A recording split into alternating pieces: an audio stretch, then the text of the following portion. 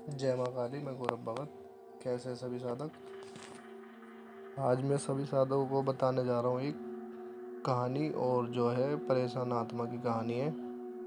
और चलिए बिना बात करे शुरू करते हैं। बस जो भी नए साधक और पुराने साधक जो भी जुड़ रहे हैं, तो वो चैनल को लाइक से सब्सक्राइब जरूर करें, और कमेंट में अपनी अपनी राय ज़रूर दें कि वीडियो कैसी लग रही है और आपको किस विषय पे और वीडियो चाहिए, और कोई मंत्र चाहिए आपको, किस तरीके के मंत्र चाहिए, कैसी साधना चाहिए, ये भी आप मेरे को बता सकते हैं। वो आपको ज़रूर वीडियो पे मिल जाएगी। तो चलिए बिना बात करे अब शुरू करते हैं। ये कहानी एक गांव की है जिसका नाम है कोलागढ़ गांव। तो कोलागढ़ गांव का जंगल बहुत भयानक है। उस जंगल में भूत प्रेतों का ज़्यादा डर था। वहाँ के लोगों का मानना था कि आत्मा भूत प्रेत होते होते हैं। उन्होंने भी इस बात पर तब यकीन किया जब उन्होंने ये सब अपनी आंखों से देखा। उस गांव में एक औरत थी। उसका दिमाग कुछ ठीक नहीं था। उसका पति भी एक एक्सीडेंट में मर गया था। तब से वह कुछ अजीब सी हो गई थी। कुछ लोग उसे पागल कहते थे। एक बार की बात थी कि सुबह सुबह गांव का एक आदमी जिसका नाम भोला राम था, वो शहर की ओर कुछ ज़रूरी काम से निकल पड़ा था। गांव के आने जाने का एक ही रास्ता था, वो भी जंगल से गुजरता था। इसलिए लोग उसे अंधेरे में डर के मारे नहीं जाते थे। उस जंगल में कोई अंधेरे में डर के मारे नहीं जाता था, क्योंकि वहाँ एक ही रास्ता था, इसी वजह से। और शाम होते ही कोई जंगल की तरफ जाता ही नहीं था, जब शाम हो जाती थी तो। और भोला राम जब उस जंगल से जा रहा था, गांव से कुछ दूर ही जंगल में उसे एक औरत की लाश पेड़ पर लटकती नजर आई। वो एकदम डर गया और भागता हुआ गांव वापस आया। कुछ लोगों ने उसे इस तरह से भागते देख कहा, क्या हुआ भोला राम, तुम तो अभी शहर के लिए निकले थे और तुम भागते हुए वापस क्यों आए? तब भोला राम ने बताया कि मैंने अभी किसी लाश को पेड़ पर लटकते देखा। वो लाश किसी औरत की है। देखते देखते सारा गांव इकट्ठा हो गया कि क्या हो गया, क्या हो गया, कहाँ है लाश, चलो चल कर देखते हैं। तब सारा गांव उसे देखने चला गया।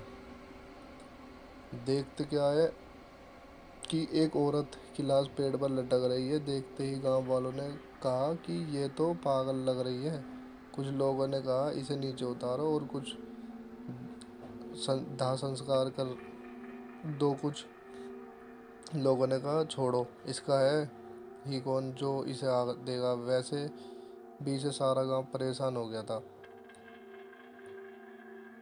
तो मतलब जो औरत जो लटकी हुई थी उसे, मतलब कुछ लोग तो बोल रहे थे कि ये पागल है, कुछ लोग सोच रहे थे कि इसका देह संस्कार कर दो, कुछ लोग कह रहे थे कि भैया छोड़ दो इसे ऐसी, इसका है ही कौन। वैसे भी हम लोग परेशान हो गए इन चीज़ों से। तो उसके बाद चलो इससे तो पीछा छूटा।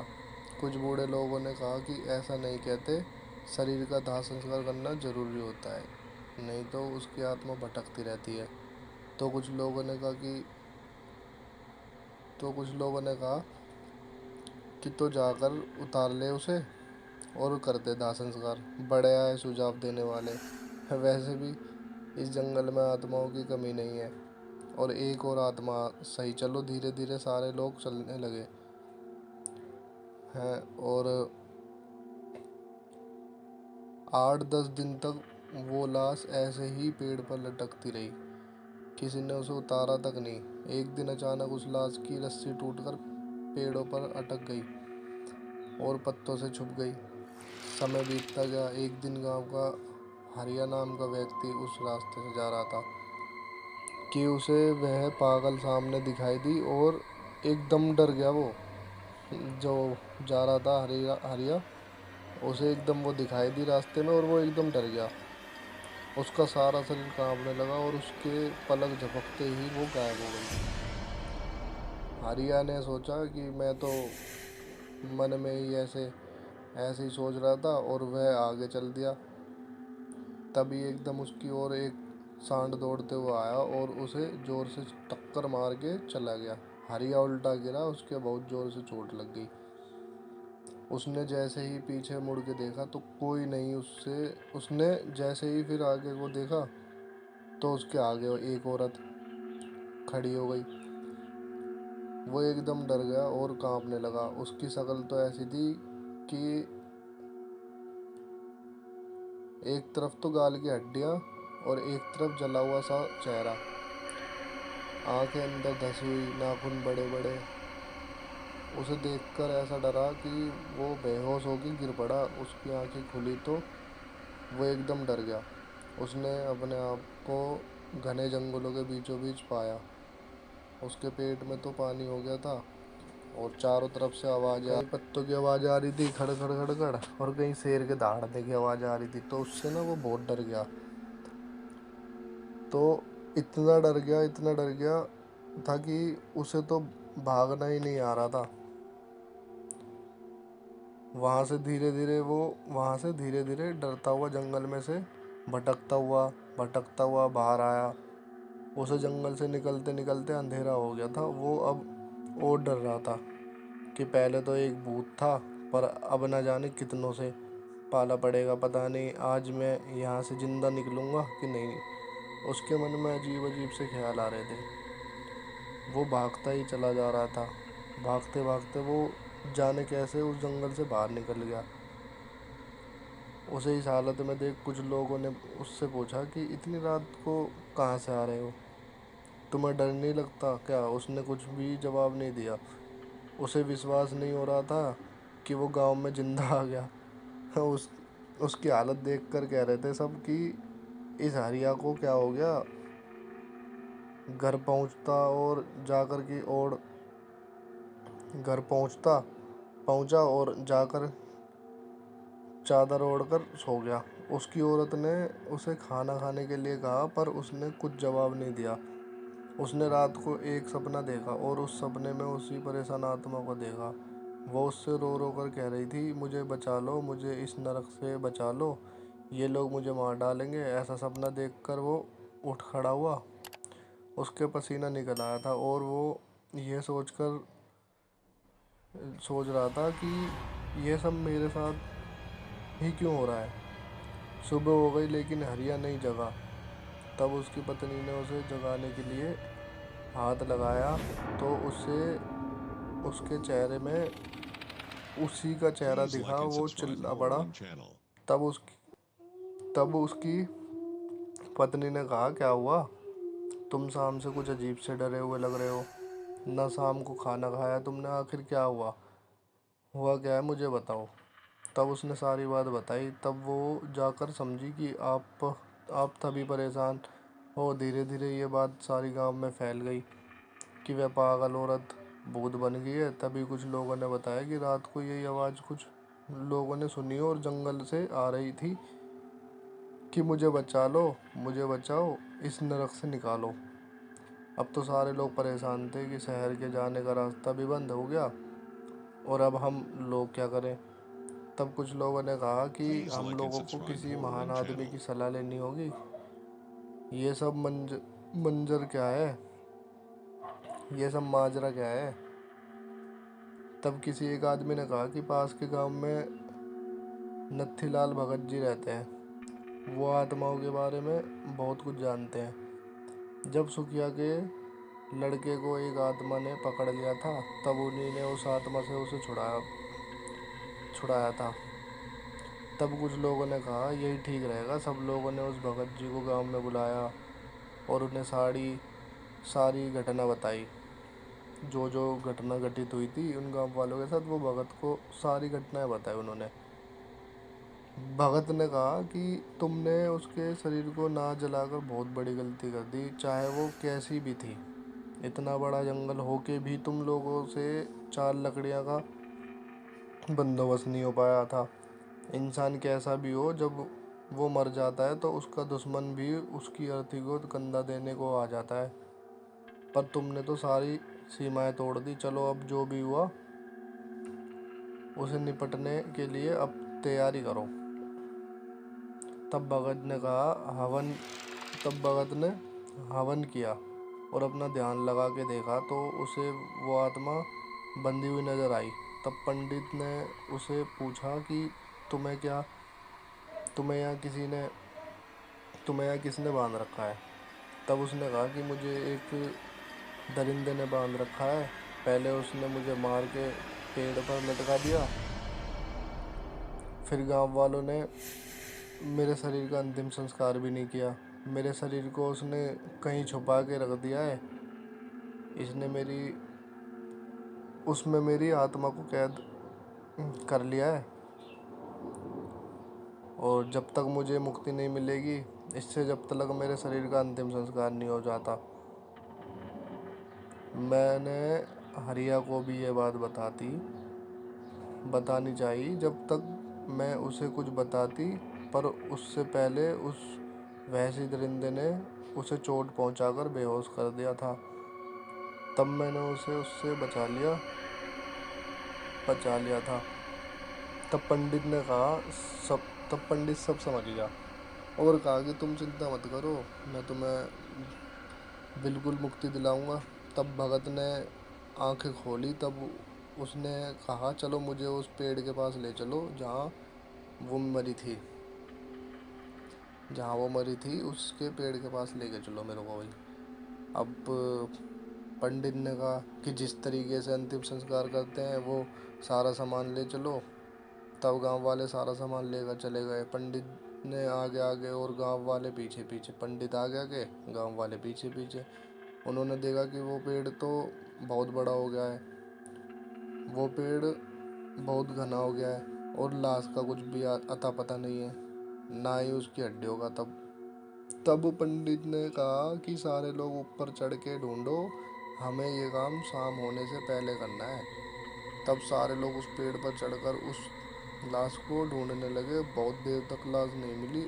सारे लोग सोचने लगे लाश गई कहाँ, गई तो गई कहाँ, ना हड्डियाँ ना हड्डियों का पता, कहाँ गई, एक भी हड्डी नहीं मिली। तब पंडित ने कहा नींबू दे पं, तब तब पंडित जी ने नींबू दे दिया सबको, और कहा जहाँ ये नींबू लाल हो जाए समझना वहीं पर लाश है। 2-3 मिनट बाद एक आदमी ने कहा ये रही लाश, ये तो हड्डियों का ढांचा है। उसका इतना कहते ही सारे लोग चीखने लगे भूत भूत। उनके सामने एक भयानक आदमी खड़ा है। उसके ये बड़े बड़े दांत, आंखें लाल लाल, मुंह भेड़िए जैसा है, बड़े नाखून। सब डर गए मारे ऊपर से कूद गए। एक को तो उस भेड़िए ने ऐसा पकड़ के फेंका कि वो सीधा नीचे आके गिरा और हंसता हुआ चिल्लाने लगा, कोई नहीं ले जाएगा इस इसे, ये मेरी है, इसे मैंने वर्षों से सजा के रखा है। उसने गुस्से में सारा पेड़ झकझोर दिया। ऐसा होते होते देख पंडित ने मंत्र पढ़ना शुरू कर दिया। पंडित को मंत्र पढ़ते देख उसने उस पर हमला बोल दिया, पंडित को उठाकर फेंक दिया। पर पंडित ने मंत्र बंद नहीं किया। जो मंत्र पढ़ पढ़ के उसके ऊपर मिट्टी फेंकी, उसके शरीर पर जहाँ जहाँ मिट्टी पड़ी उसका शरीर वहीं से गलता जा रहा था। उसका एक हाथ टूट कर गिर गया। वो पंडित जी के ऊपर ऐसा झपटा, पंडित जी उस जगह से हट गए और वह नीचे जा गिरा। पंडित जी ने फिर मंत्र पढ़ के उसके शरीर पर मारा, वह वहीं ढेर हो गया। उसकी आत्मा निकल के एक गांव वाले के अंदर घुस गई। उसने गांव वालों को ही मारना शुरू कर दिया। उसने तो एक का सिर फाड़ दिया और एक का हाथ चबा दिया, एक का सिर फाड़ दिया और एक का हाथ चबा गया। इतना खतरनाक होता जा रहा था। उधर शाम होते ही जा रही थी। तब पंडित जी ने उसकी ओर रस्सी फेंकी और दूसरी और एक आदमी ने पकड़ के उसे एक पेड़ से बांध दिया और उसको 2-4 मंत्र पढ़ के मारे। और लोगों से कहा शाम होने वाली है, इससे पहले यहाँ और आत्माएं आए, पहले उस सबको नीचे उतारो और उसका अंतिम संस्कार कर दो। तब कुछ लोगों ने उसे उठाकर लकड़ियों पर लिटाकर आग लगा दी। वो पेड़ से बंधा हुआ चिल्लाया जा रहा था, मत जलाओ उसे, मत जलाओ उसे। देखते देखते वो हड्डियाँ राख में परिवर्तित हो गई। उसमें से एक ज्वाला उठती हुई बाहर आई और पंडित जी को नमस्कार किया और कहा कि अगर इसको मारना है तो उसके पहले वाले शरीर को जला दो, तब वो खुद उसके शरीर से निकल जाएगा। ऐसा कहते हुए वो आग का गोला बनकर आकाश की ओर चली गई। तब पंडित जी ने देर ना करते हुए उसके शरीर को भी जला दिया और तब वो फिर चिल्लाया, मुझे मत जलाओ, मुझे मत जलाओ। तब तक आग उसके शरीर को जला चुकी थी और उसकी आत्मा उस गांव वाले के शरीर से निकल कर आकाश में चली गई। तब उस आदमी को रस्सी से छोड़ दिया। तब उसका शरीर होश में आया।